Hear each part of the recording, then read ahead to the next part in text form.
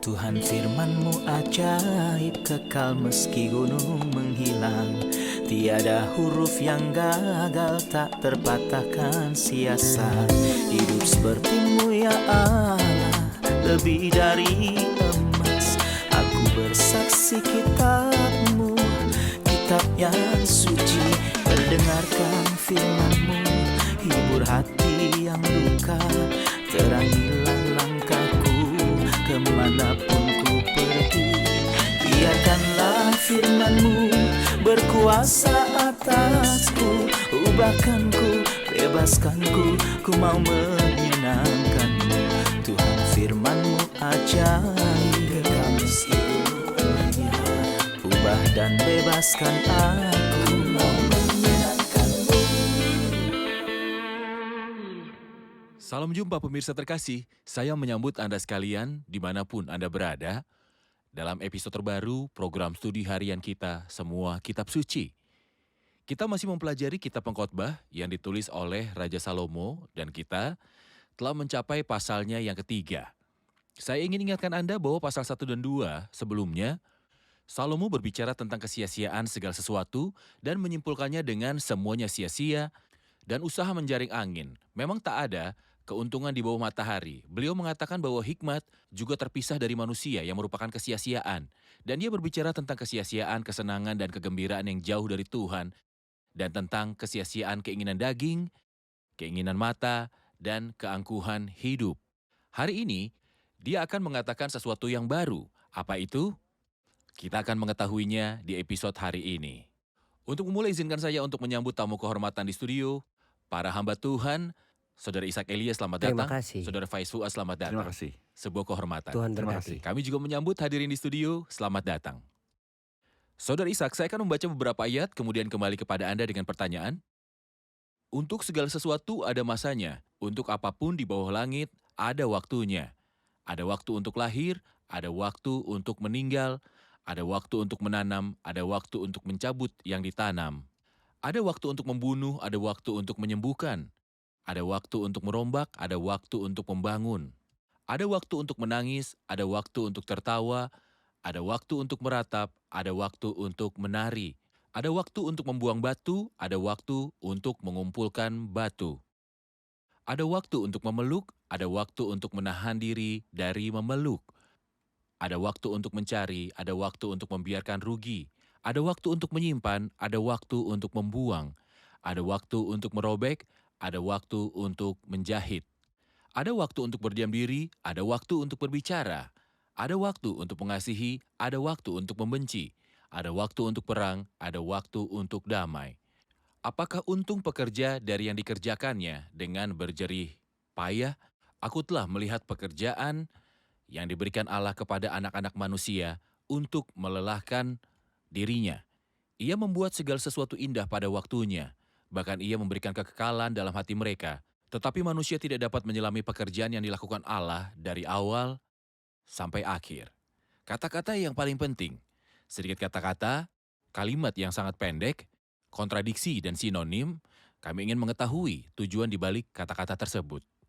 Salomo telah sebutkan tentang 14 perbandingan, semua dengan kebalikannya seperti yang Anda katakan, seolah-olah dia ingin mengatakan segala sesuatu ada waktunya, atau dalam bahasa sederhananya segala sesuatu sudah ditetapkan.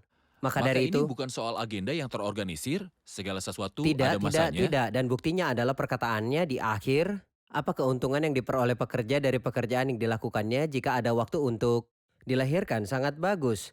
Tapi ada waktu untuk mati.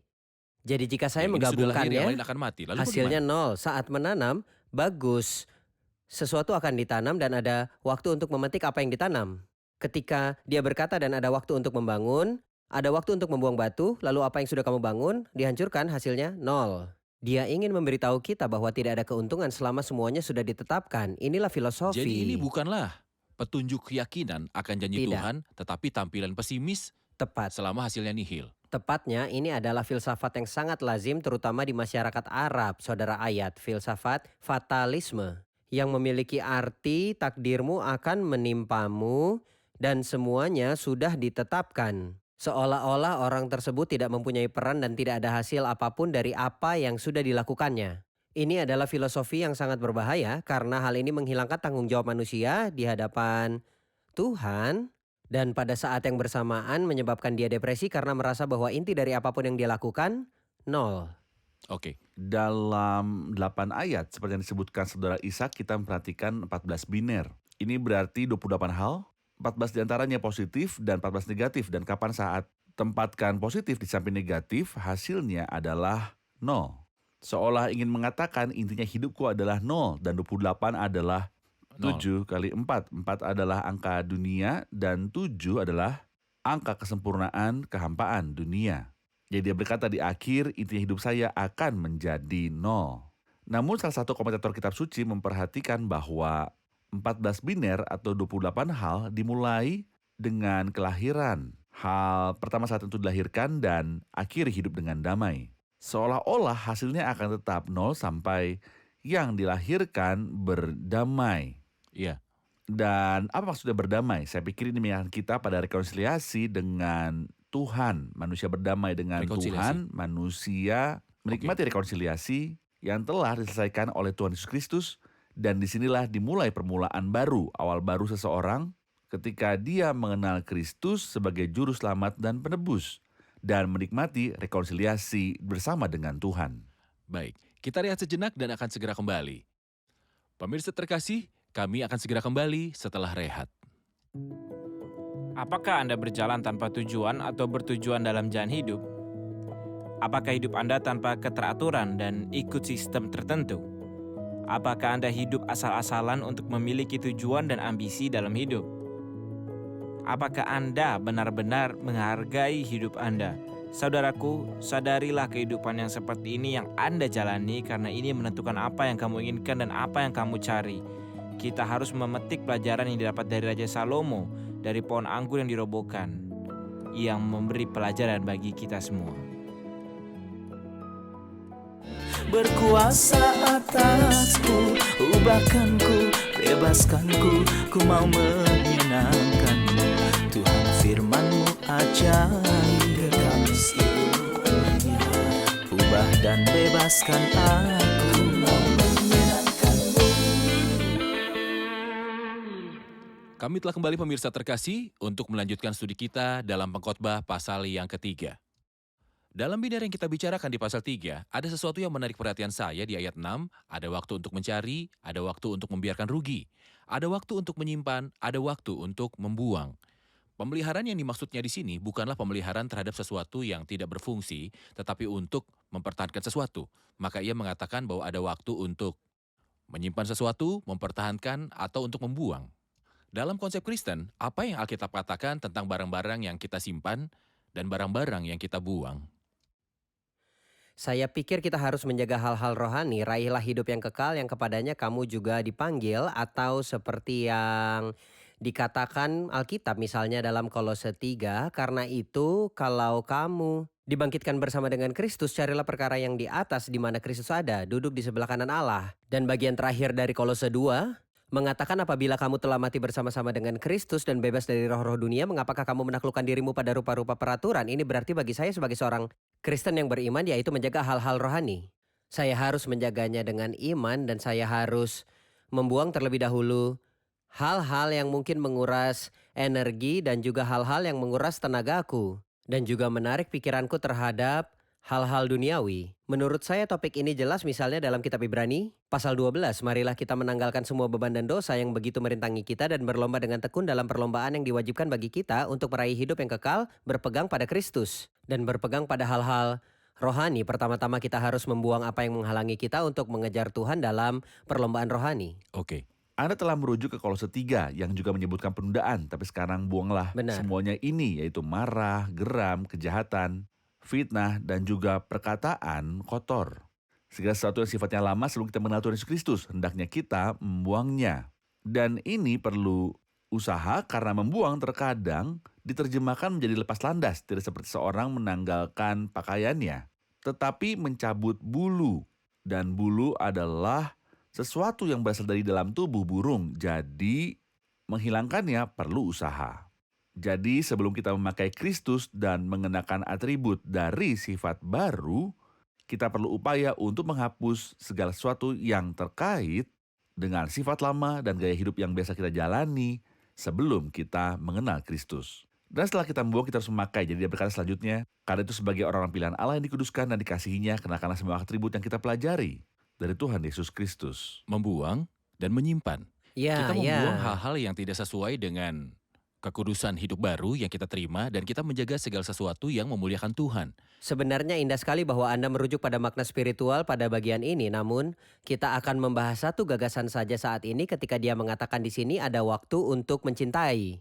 Saya ingin berkata Salomo, kami tahu di dalam perjanjian baru kasih Allah itu sepanjang waktu. Karena kasih Kristus memenuhi kita saat ini. Kasih kepada kita sebagai orang beriman dari kekekalan dan menemani kita dalam segala keadaan hidup selamanya. Jadi ada baiknya saya melihat apa yang Salomo pikirkan di bawah matahari, namun dalam terang perjanjian baru saya temukan hal-hal besar.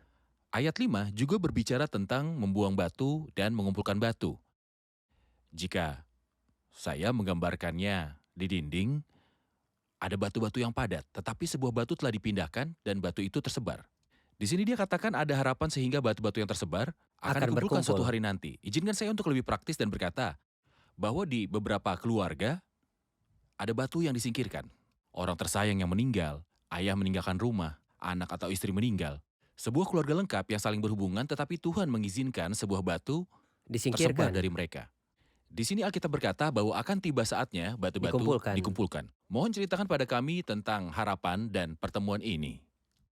Firman Tuhan mengatakan kepada kita bahwa jika seseorang mati dalam Kristus, seorang percaya yang tertidur dan menghilang dari pandangan, namun firman Tuhan mengatakan bahwa Allah akan membawa serta dia, orang-orang tertidur dalam Yesus, kita yang hidup dan tetap tinggal sampai kedatangan Tuhan tidak mendahului orang-orang yang tertidur. Tuhan akan mendatangkan mereka yang tidur bersamanya ketika Kristus datang, dan kita yang hidup akan diubah dan terjadilah perkumpulan seluruh keluarga yang telah ditebus akan bertemu Kristus di awan dan akan terjadi pertemuan besar di rumah Bapa. Setelah itu tidak akan ada lagi perpecahan. Keluarga yang telah ditebus akan dikumpulkan selama-lamanya. Jadi jika batu-batu tersebut tersebar hari ini, di hari yang akan Kita datang akan kita semua akan dikumpulkan. berkumpul dan kita tidak akan lagi mengingat penderitaan hidup. Ya. Hadirin pasti punya pertanyaan, kita akan dengarkan pertanyaan. Dalam ayat 11, ia membuat segala sesuatu indah pada waktunya, bahkan ia memberikan kekekalan dalam hati mereka. Tetapi manusia tidak dapat menyelami pekerjaan yang dilakukan oleh Allah dari awal hingga akhir. Apa yang dimaksud dengan kata kekekalan di sini? Apa yang dimaksud dengan kekekalan? Dia telah menaruh kekekalan di dalam hati mereka. Tuhan telah menjadikan segala sesuatu baik. Salah satu hal yang sangat baik yang telah Tuhan jadikan ada dalam diri setiap orang, bahkan dalam diri orang yang bukan beriman. Ada perasaan yang jelas terkait dengan ketidakterbatasan. Maksud saya, ini bukanlah akhir dari hidup saya ketika saya mati di bumi ini. Tidak, yang pasti ada bagian lain, ada yang lain. Yang pasti ada berkesinambungan dalam hidup saya dalam satu atau lain cara. Bahkan mereka yang tidak memiliki wahyu ilahi pun memiliki suatu kepastian dalam diri mereka bahwa ada kehidupan lain setelah kematian.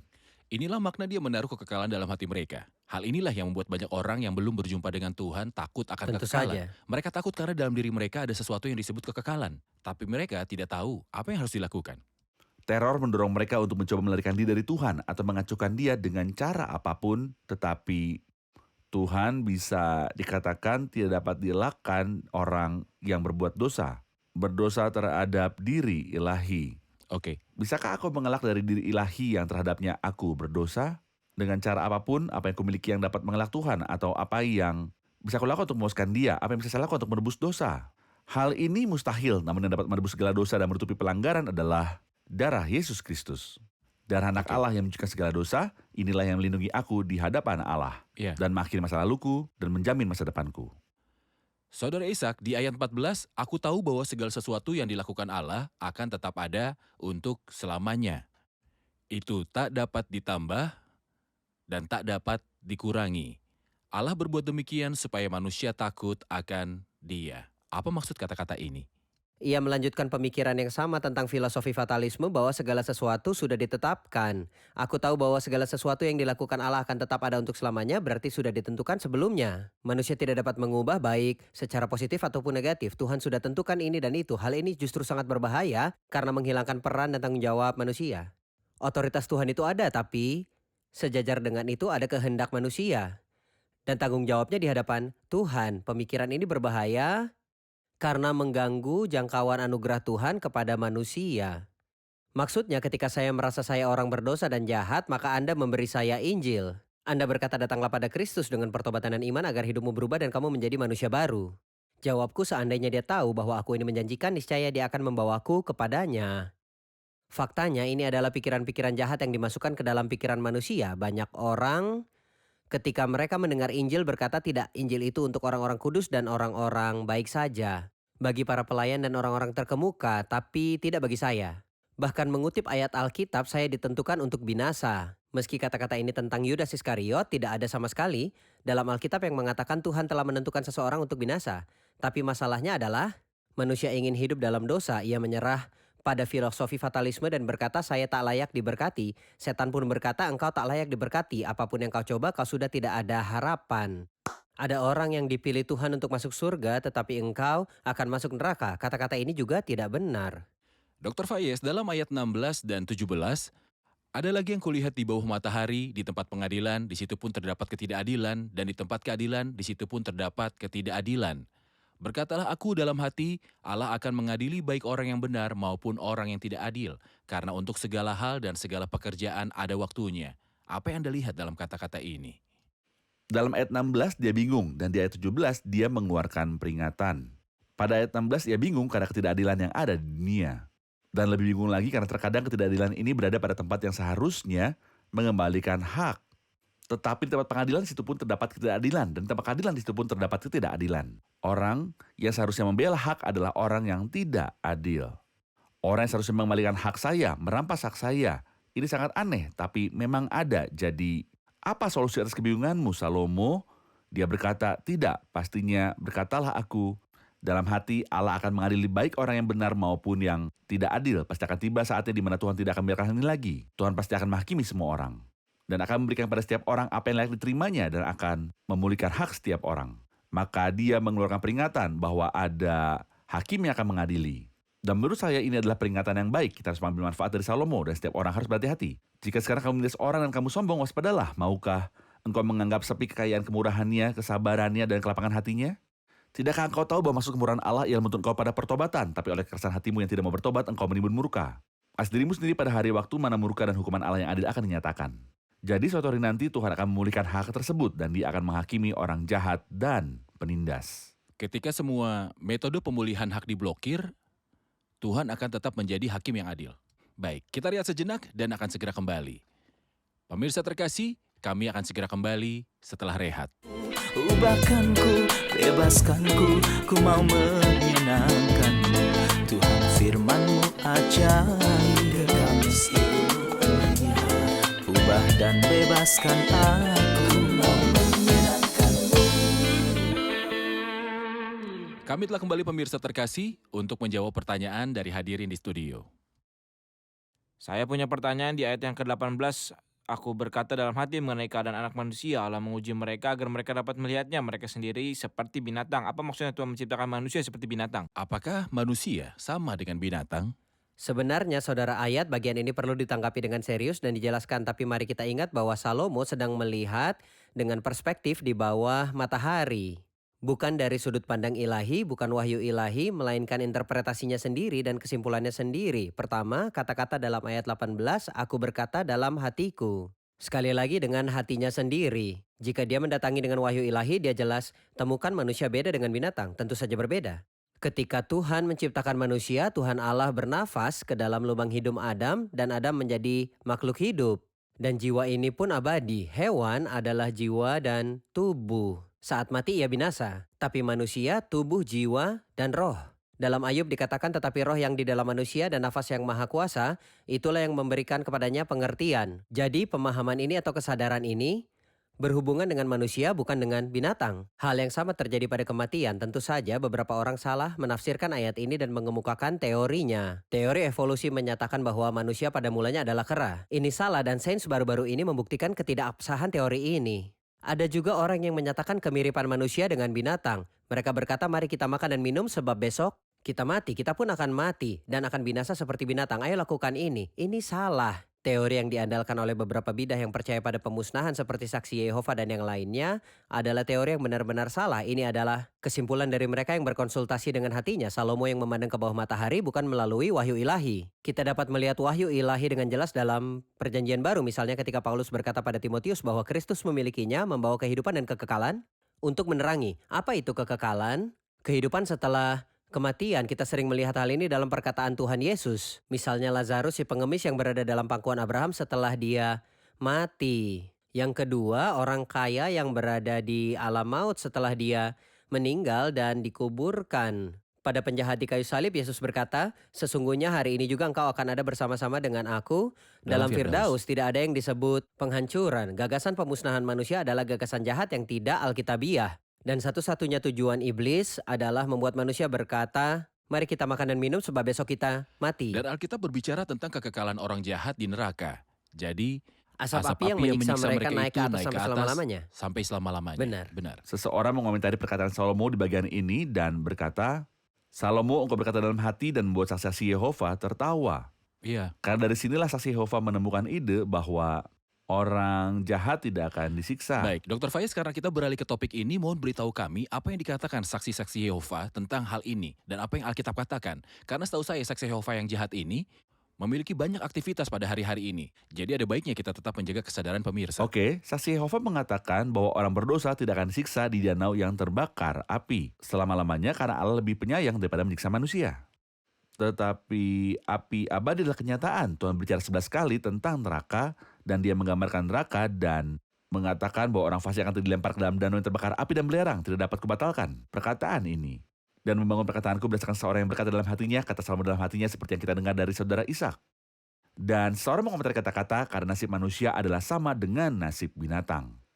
Kepada hewan manakah dia pernah bersabda, hari ini kamu akan bersamaku di surga? Benar? Karena tidak mempunyai keunggulan dibandingkan dengan binatang, Tuhan akan berkata kepada seekor binatang, hari ini kamu akan bersamaku di Firdaus. Tentu saja bukan demikian. Bukan demikian. Siapapun, apapun dia yang percaya kepada Tuhan sebagai juru selamat dan penebus akan peroleh hidup yang kekal selama-lamanya di rumah Bapa bersama Kristus. Jadi bagaimana engkau mengatakan hal demikian itu, Salomo? Dan ketika Tuhan Yesus sendiri menjadi manusia di bumi, dia berbicara tentang Allah Abraham, Ishak, dan Yakub, dan semuanya hidup bagi dia. Padahal mereka telah meninggal ratusan tahun lalu. Lalu bagaimana dengan kehancuran abadi? Jika itu berarti pemusnahan sebagaimana dikatakan oleh saksi Yehova, lalu apa arti abadi? Tidak ada artinya. Jika saya bandingkan dengan kehidupan kekal berarti kita milikinya tanpa henti. Jadi Tepat. kebinasan yang kekal juga berarti siksaan yang tidak berkesudahan. Benar. Terima kasih informasinya, Tuhan memberkati Anda. Sekarang kita akan dengarkan komentar dari hadirin di studio. Bersyukur kepada Tuhan karena Dia menyelamatkan kita dari perjalanan hidup yang menyakitkan dan memberi kita kisah Salomo untuk dipelajari darinya, bahwa kita tidak perlu mencoba apapun agar tidak menderita. Ketika kita membaca kitab Salomo, kita akan belajar banyak dari kehidupannya. Benar. Karena segala sesuatu yang ada di bawah matahari adalah kesia-siaan dan tidak ada manfaatnya, maka lebih baik kita peduli terhadap hal-hal yang mempunyai nilai kekal dan yang memuaskan Nilai hati kekal, Tuhan benar. kita. Benar. Ada kehidupan setelah kematian, dan pertanyaannya adalah suara kekekalan, hari kekekalan. Selama-lamanya di manakah engkau akan menghabisinya, entah di surga atau di neraka? Baik. Betapa aku bersyukur kepada Tuhan karena berdasarkan wahyu ilahi dalam perjanjian baru, setiap orang percaya mengetahui di mana ia akan berada dalam kekekalan dan tidak akan takut mati. Namun dalam perjanjian lama, hampir semua orang beriman takut mati karena mereka tidak tahu di mana mereka akan menghabiskan kekekalan. Terkadang fatalisme membawaku kepada keputusan dan kegagalan, tapi saat aku sadar waktu Tuhan bahwa Dia mempunyai rencana besar bagiku di dalam hatinya, ini membuatku hidup selalu menurut perkenanannya dan membuatku bahagia setiap harinya dalam melewati hari-hari yang tidak terduga. Bagus sekali. Terima kasih, Tuhan memberkati. Terima kasih para hamba Tuhan. Kita Tuhan lanjutkan diskusi di memberkati. episode selanjutnya.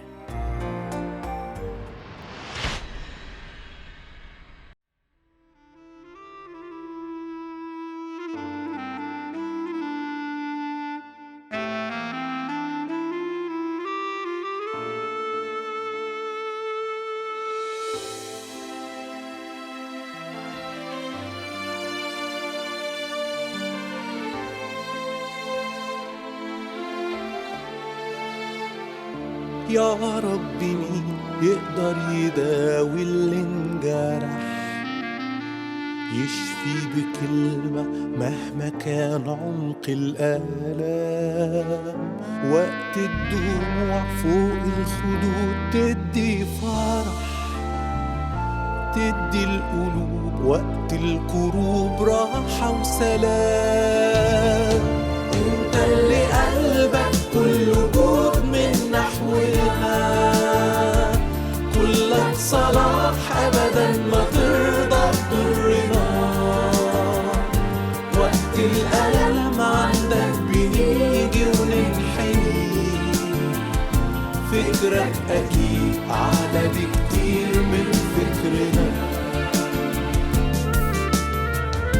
رغم الظروف نشهد نقول انت أمين، جودك عظيم وقت المحن بتأكده.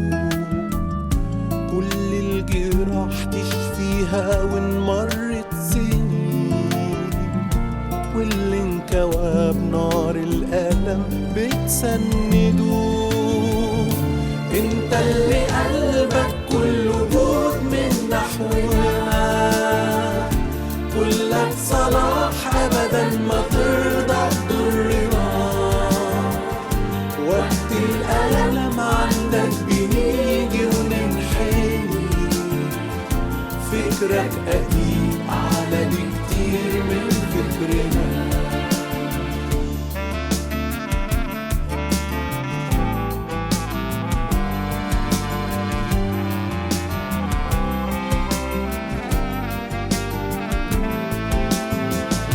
كاهن عظيم قادر رحيم ربي يسوع، مهما نقابل من مشاكل من آلام، يقدر يعين متجربين يمسح دموع، يشفي أنين المكسورين يدي سلام. انت اللي قلبك كله جود من نحونا، كلك صلاح أبدا ما ترضى تضرنا. وقت الألم عندك بنيجي وننحني، فكرك أكيد أعلى بكتير من فكرنا.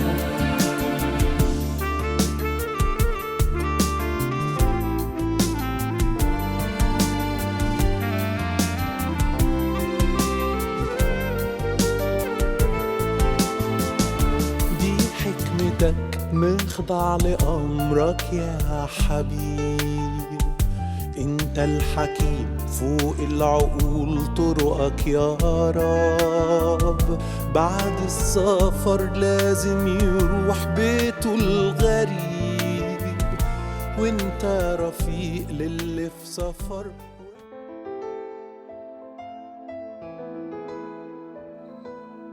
Tuhan firman-Mu ajaib, kekal meski gunung menghilang. Tiada huruf yang gagal, tak terpatahkan siasat. Hidup seperti-Mu ya Allah, lebih dari emas. Aku bersaksi kitab-Mu, kitab yang suci. Mendengarkan firman-Mu, hibur hati yang luka. Terangilah langkahku kemanapun ku pergi. Biarkanlah firman-Mu berkuasa atasku. Ubahkanku, bebaskanku, ku mau menyenangkan-Mu. Tuhan firman-Mu ajaib, ubah dan bebaskan aku.